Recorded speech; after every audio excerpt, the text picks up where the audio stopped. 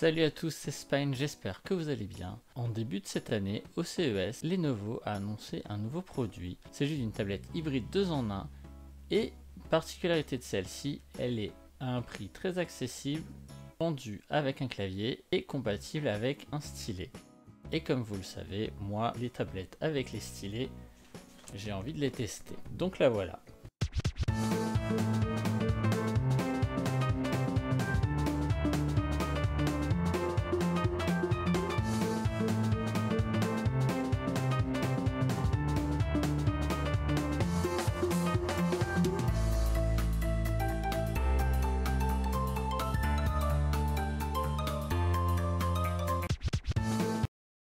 Il s'agit d'une tablette de 10 pouces, elle a un processeur MediaTek Helio P60T de 8 cœurs, elle a 4 Go de RAM LPDDR4, 64 Go de mémoire interne et elle a le Bluetooth 4.2 et le Wi-Fi jusqu'à la norme AC. Elle possède un port USB type C Gen 2, deux caméras, une de 8 mégapixels et l'autre de 2 mégapixels et enfin deux haut-parleurs Dolby Audio. L'intérêt de cette tablette d'après moi c'est son petit prix ainsi que son contenu puisque tout est inclus à part le stylet et d'ailleurs à ce propos, le stylet officiel n'est toujours pas disponible, donc j'ai été obligé de trouver un stylet compatible donc avec la nouvelle norme, la norme USI, donc pour Universal Stylus Initiative, je crois. Autre particularité de cette tablette tourne sous Chrome OS, comme la CERT Chromebook Tab que je vous ai présenté récemment. Sauf que c'est assez rare pour être souligné, une tablette 2 en 1 à bas prix.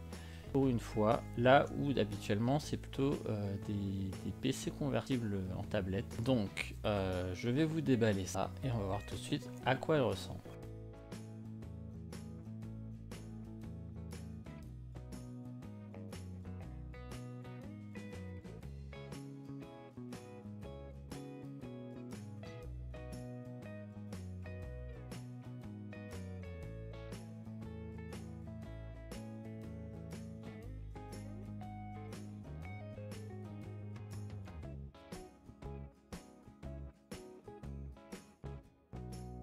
Alors voilà le contenu du coffret.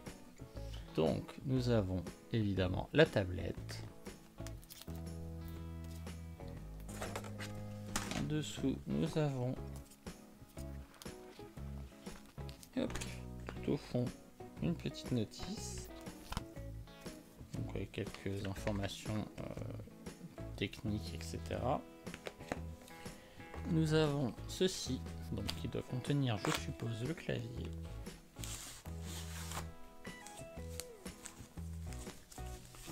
D'accord, en fait, il y a deux choses. La cover, donc, tac, et le clavier, que voici. Le clavier rappelle beaucoup celui des Surface, il a l'air d'être assez proche.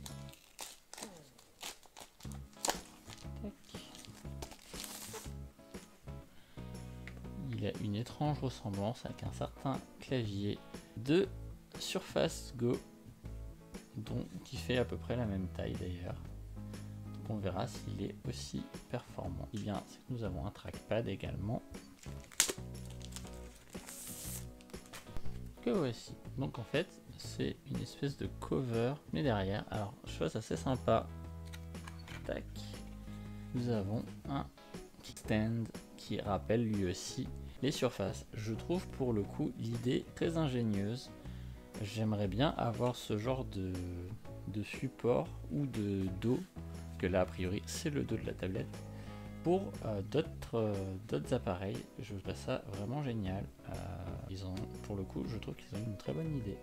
Et on va voir si en pratique c'est aussi intéressant. Ensuite, dans cette partie-ci, nous avons le câble USB type C vers USB-A, donc sûrement pour la charge. Et je ne le savais pas, nous avons un adaptateur USB type C vers jack. Donc déjà première info, il n'y a pas de prise jack. Et de l'autre côté, nous avons l'adaptateur secteur, donc rien de très original. Et enfin, ce qui nous intéresse le plus, la tablette.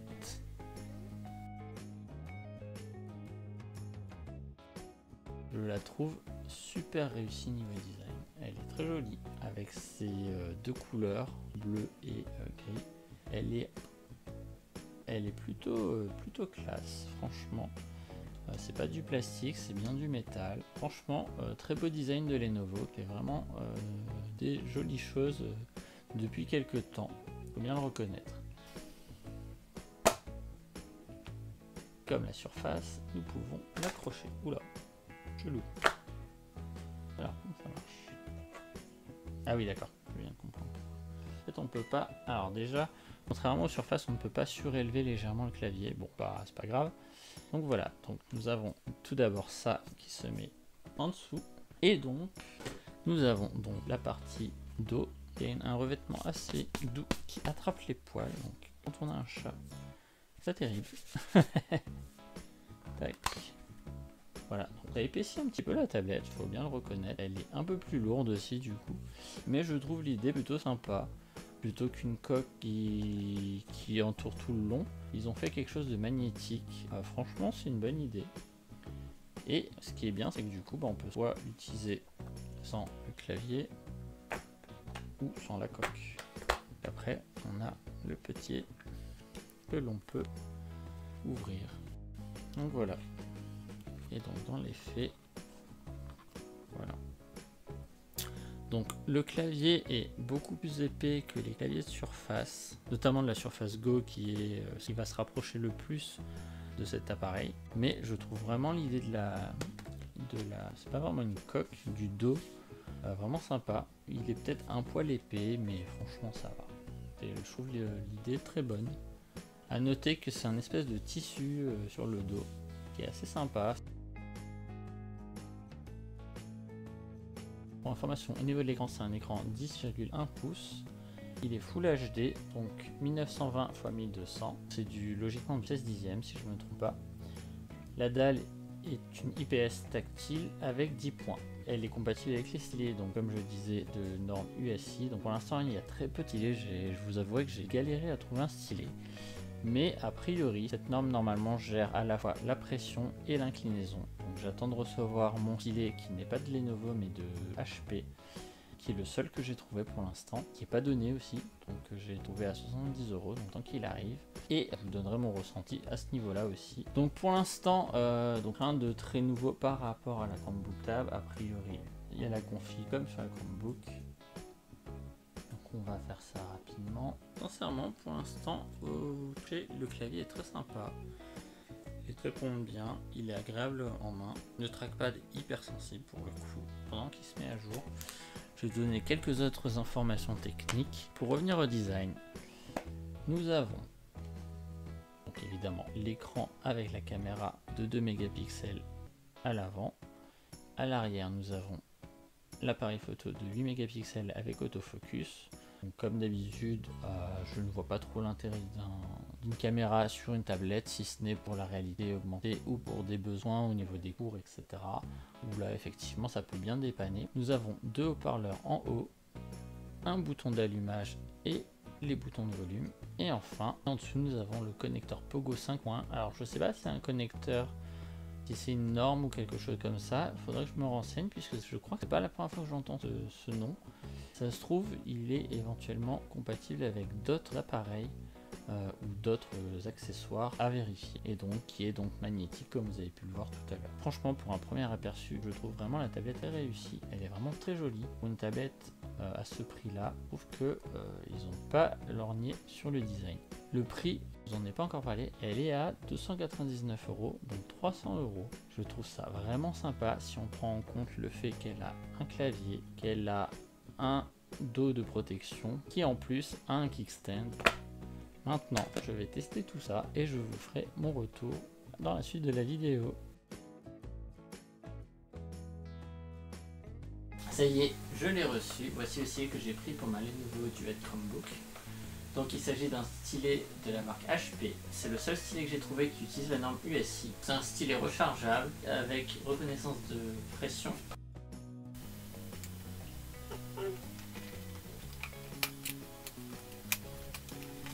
Alors à l'intérieur, nous avons un câble USB type C vers USB A, Donc pour la recharge, nous avons, hop là, de la paperasse, la garantie et d'autres infos. Okay. Une petite note explicative sur le stylet qui donne quelques infos dessus, qui parle surtout de la charge en fait. Voilà.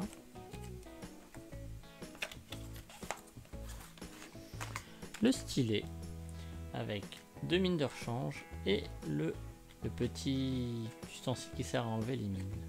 Donc, comme vu tout à l'heure, donc le stylet est rechargeable, ça c'est bien. Je pensais qu'il était à pile perso, j'avais zappé qu'il était rechargeable.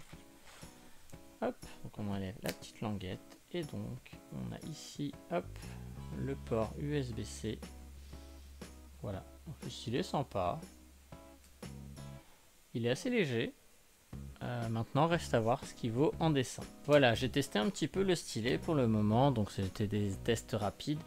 Je dois avouer que j'étais un peu déçu. Le stylet est bien détecté par la tablette, on a bien la reconnaissance de pression, mais c'est pas extraordinaire, c'est-à-dire que la reconnaissance de pression est moins évidente que sur d'autres stylets de meilleure qualité. La mine accroche pas trop, donc c'est pas forcément aussi agréable qu'un stylet de surface ou quoi. Bon, ça reste un peu, il y a un peu plus de friction que sur le stylet d'Apple sur les iPads, mais clairement il est pas au niveau des pencils. Et ensuite au niveau précision, ça varie beaucoup d'une appli à l'autre, mais aucune n'est vraiment très précise. C'est-à-dire que il y a juste Infinite Painter et Sketchbook qui fonctionnent à peu près bien. Le problème, c'est que si on ne zoome pas beaucoup, en fait, les traits sont parfois ne correspondent pas vraiment au mouvement qu'on fait. Donc ils sont pas du tout précis. Et c'est un peu dommage parce que ça gâche vraiment l'intérêt du stylet. Par contre, j'ai remarqué que si je zoome bien, là, bizarrement, le stylet est mieux reconnu. Les tracés sont plus propres. Après, j'ai remarqué pas mal de jitter sur les diagonales. Alors, c'est assez impressionnant comment ça apparaît. J'essaierai de vous mettre ça sur la vidéo pour que vous le voyez. Donc après, il n'a pas l'inclinaison. Enfin, en tout cas, moi, j'ai pas réussi à la faire fonctionner si elle y est. Ça, à la rigueur, bon, c'est moins gênant. Mais bon, pour un stylet que j'ai quand même payé 70 €, je trouve que ça fait quand même cher pour le stylet qui finalement est assez moyen. Ça reste beaucoup moins cher qu'un stylet de surface ou de pencil. Par contre, ça reste plus cher qu'un stylet pour Galaxy Note, Galaxy Tab, etc. Un peu déçu, sachant qu'en plus pour la surface, j'ai trouvé un stylet qui était pas cher que je vous ai présenté, donc le stylet de Heio. J'en ai trouvé un autre que j'aimerais bien tester de Ouyon, et qui sont tous les deux à moins de 40 € et qui ont l'air tous les deux très bien. Enfin, en tout cas, le Heio m'avait beaucoup surpris, il était vraiment sympa. Et celui d'Ouyon a l'air pas mal aussi, donc j'aimerais bien. Je pense que je vais le tester plus tard pour me faire une idée. Ce qui fait que ce stylet paraît vraiment très cher, vu qu'on a même des alternatives pas très chères pour les surfaces. C'est moins vrai pour les iPads, je ne sais pas s'il existe des alternatives au pencil avec les mêmes caractéristiques. Je sais qu'il existe un pencil plus gros pour les enfants, mais il y a des fonctions qu'il n'a plus. Je crois qu'il n'a plus l'inclinaison par exemple. Donc pour moi, il n'y a pas vraiment d'intérêt. Je me demande s'il perd pas aussi même la pression, ce qui est un peu dommage. Je vais le tester un peu plus et puis je vous dirai si j'ai eu des meilleures impressions après coup, peut-être après une mise à jour ou j'en sais rien, on verra. Alors voilà, ça fait quelques semaines que j'ai le Lenovo Duet Chromebook. Je vais vous faire un petit peu un récap de ce que j'ai ressenti et ce que je pense de cet appareil. Sincèrement, en termes de design, l'appareil est vraiment sympa. Un peu mastoc, je dois bien le reconnaître. Le dos et le clavier sont un peu épais, mais ce qui est bien, c'est qu'ils sont fournis, donc ça fait pas d'achat supplémentaire. Le clavier répond bien, par contre il est un poil petit, les touches, on a tendance des fois à appuyer sur les mauvaises touches. Il a tendance à se déconnecter un peu facilement, par exemple là vous voyez il est pas bien connecté, et du coup, hop, on doit s'y reprendre parfois. Il a parfois tendance à se débrancher quand on le met à l'arrière ou quand on bouge un petit peu. C'est un peu pénible, mais bon, globalement ça fonctionne. Dommage qu'il n'y ait pas le petit aimant qui fait qu'on le surélève comme sur les surfaces. Bon, ça c'est plus anecdotique. Et surtout, il est un peu lâche, donc du coup, quand on veut l'utiliser par exemple dans une position un peu un peu bâtarde, genre par exemple sur le genou ou quoi, comme je fais des fois quand je suis devant la télé, c'est pas franchement transcendant. Le trackpad est correct, un peu petit mais correct, il répond bien. Par contre, son petit défaut, c'est qu'on peut pas faire clic droit juste en appuyant sur la droite du trackpad, faut vraiment appuyer avec les deux doigts. Mais sinon, à part ça, il réagit bien, il est précis. D'ailleurs, à ce propos, ce qui est bien, c'est que la tablette se met en mode ordinateur portable quand on branche le clavier, donc l'interface change légèrement. Vous voyez, là j'ai directement le menu, tandis que si je le branche, j'ai un espèce de bureau qui apparaît et le menu il se remet en dessous. Ça c'est pas mal, donc ça c'est propre à Chromebook. Ah, j'oubliais une chose sur le clavier. Des fois, ce qui est chiant, c'est quand on le met en dessous ou derrière, il se désactive pas. Donc voilà par exemple ce que ça donne. Donc là, il a tapé pendant que je le tenais. Et c'est assez pénible parce que ça le fait pas systématiquement. Des fois ça marche bien, des fois ça marche pas. On sait pas trop pourquoi. Ensuite, toujours sur le design, donc comme je le disais, c'est un peu mastoc. Le dos et le clavier sont assez épais. L'avantage, c'est que par contre, du coup, je pense que ça protège bien la tablette. Ce qui fait qu'en cas de chute, je pense qu'elle est relativement bien protégée. Autre truc que j'aime beaucoup par contre, c'est ça. Le petit kickstand qu'ils ont repris de Microsoft. Et je trouve que c'est une excellente idée. Il fonctionne vraiment bien, il est vraiment dur et à la fois bien intégré au dos. Là-dessus, vraiment bon point. Donc pour les étudiants, ça peut être pas mal puisque du coup on peut le mettre facilement dans plusieurs positions. Si on veut faire de la prise de notes manuscrite ou tapuscrite. Et d'ailleurs, ça me permet de venir au stylet. Le stylet m'a pas mal déçu. Donc là, vous voyez, j'ai changé la mine, j'ai mis une mine de surface. D'ailleurs, à ce propos, j'ai eu énormément de mal à enlever la mine d'origine. J'en ai d'ailleurs parlé sur Twitter. J'ai même contacté le SAV parce qu'en fait, je n'arrivais vraiment pas à enlever. Avec leurs pinces, ça accrochait que dalle. J'ai essayé avec d'autres pinces de mine de stylet, pareil. J'ai même fini par le stylet, il s'est carrément effiloché la pointe s'est carrément effilochée dans le stylet. Je savais même pas que ça ressemblait à ça. Ça ressemblait à plein de petits fils. Donc une catastrophe. J'ai finalement dû l'enlever avec un coupe-ongle. Même le SAV était incapable de me donner une solution pour enlever cette mine. Donc après, du coup, j'ai voulu tester avec un autre embout pour voir si ça fonctionnait. Donc ça fonctionne avec les embouts de surface. Par contre, comme vous voyez, il dépasse énormément parce qu'en fin de compte, il n'y a que le bout qui rentre. Après, c'est trop gros. Et du coup, c'est dommage parce qu'en fait, pour le coup, ça améliore énormément la précision du stylet qui, elle, est très moyenne.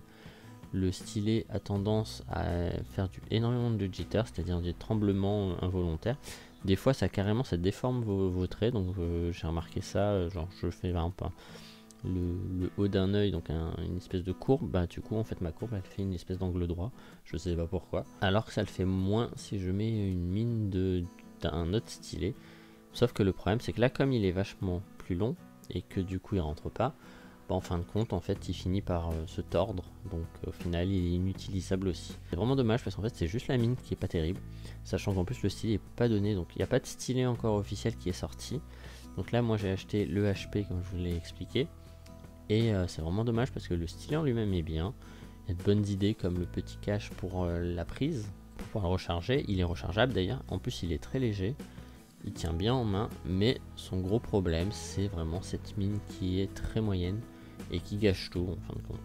Et aussi peut-être son design qui fait un peu cheap, il fait vraiment très plastoc quand on l'a en main, c'est pas très agréable. Enfin, c'est agréable à tenir dans le sens où ça ressemble à un crayon, mais par contre on sent que c'est quand même pas de la qualité. Il coûte quand même 70 €, ça fait un peu cher le bout de plastique du coup. Ah oui, j'oubliais, sur le stylet, il gère la reconnaissance de pression, mais pas d'inclinaison. Donc il est plus basique. C'est pas forcément gênant l'inclinaison manquante, mais ça peut en gêner certains. Donc voilà pour le stylet. Donc je le recommande pas pour dessiner. Par contre, pour la prise de notes, je pense que ça peut largement faire l'affaire. C'est beaucoup moins grave qu'il soit un peu moins précis, etc.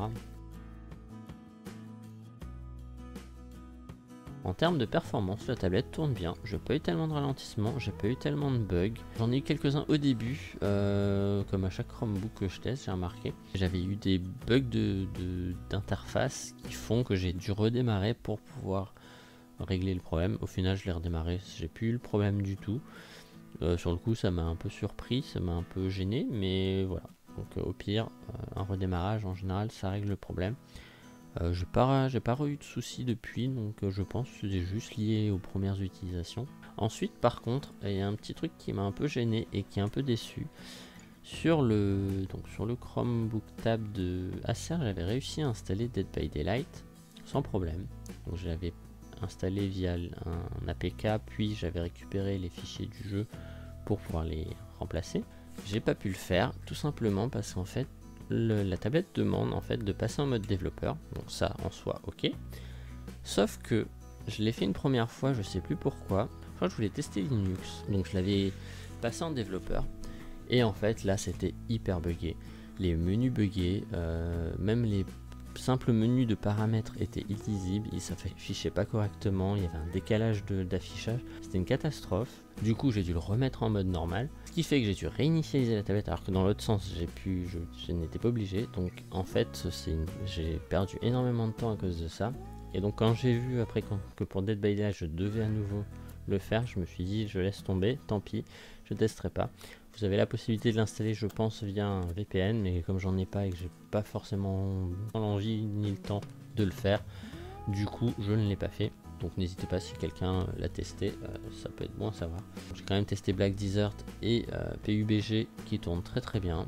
Ils ont pu tourner avec tout à fond, donc ça c'est vraiment cool. Ça tournait nickel, c'était fluide, c'était pas trop aliasé, enfin c'était même plutôt beau.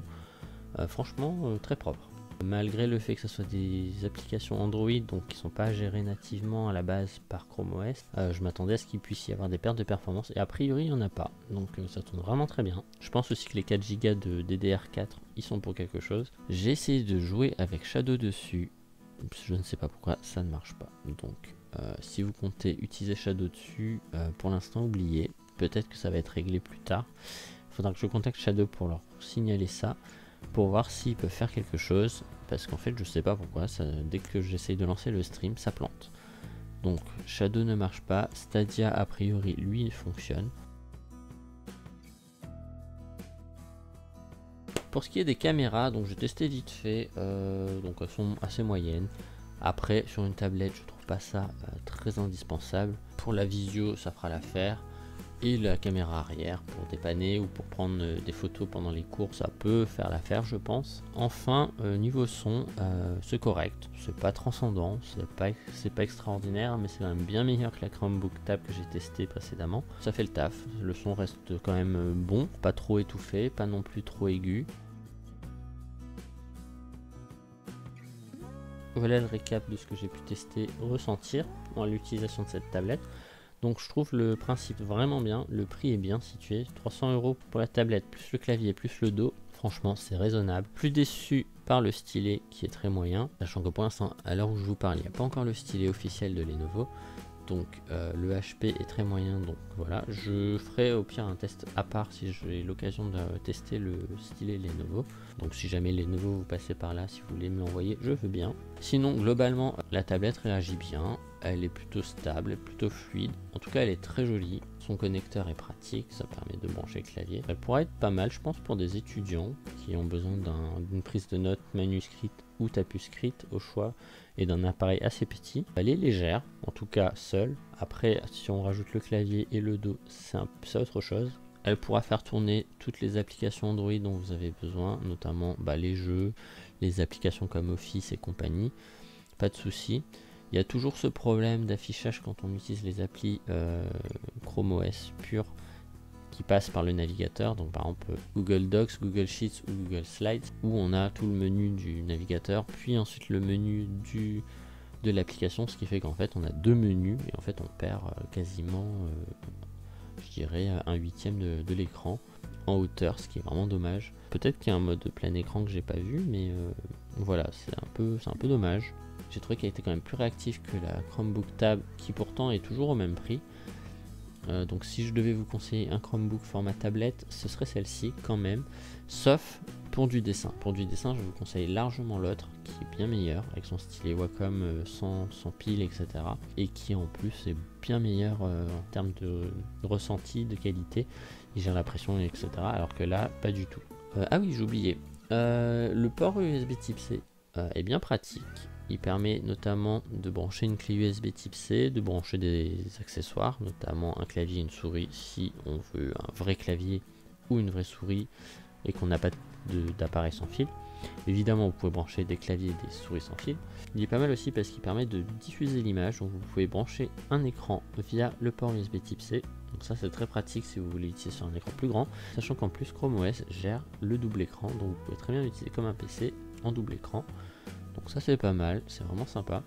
Le fait que l'écran s'adapte en fonction de si le clavier est branché ou pas, ça aussi c'est un truc qui est vraiment cool de Chrome OS, qui était déjà dispo sur la Chromebook Tab, mais comme elle n'avait pas de clavier dédié entre guillemets, il fallait brancher une souris pour que ça s'active. Voilà, je pense que j'ai tout dit, donc n'hésitez pas à laisser des commentaires ou des questions si vous en avez. Si vous voulez que je teste quelques jeux, je peux. Alors, je ne testerai pas tous les jeux qu'on me demande, mais je peux en tester quelques-uns. J'ai testé exprès PUBG et Black Desert parce que je sais que ce sont des jeux assez exigeants, donc c'était un moyen pour moi de vous montrer comment tournent les jeux un peu lourds. Je pense pas que je puisse installer Fortnite puisqu'il n'est pas, compatible avec tous les appareils, et notamment comme il faut installer un APK, je ne pourrais pas l'installer. Si je devais récapituler un petit peu, donc la tablette globalement est sympa, elle tourne très bien pour de la bureautique, de la prise de notes en cours, etc. C'est vraiment sympa, elle est petite, elle est pratique. Son kickstand est vraiment cool, enfin, c'est un truc que je trouve vraiment bien qu'ils aient intégré. Le design en plus est vraiment sympa. Dommage par contre que du coup le stylet soit très moyen. Le clavier aurait pu être un peu mieux, il est un peu petit, on a tendance à appuyer sur les mauvaises touches par inadvertance, donc ça c'est vraiment dommage. Le trackpad aussi aurait pu être amélioré, en soi qu'il soit petit c'est pas trop gênant. Par contre le fait que le clic droit ne soit pas géré selon le positionnement du doigt, ça c'est un peu plus gênant.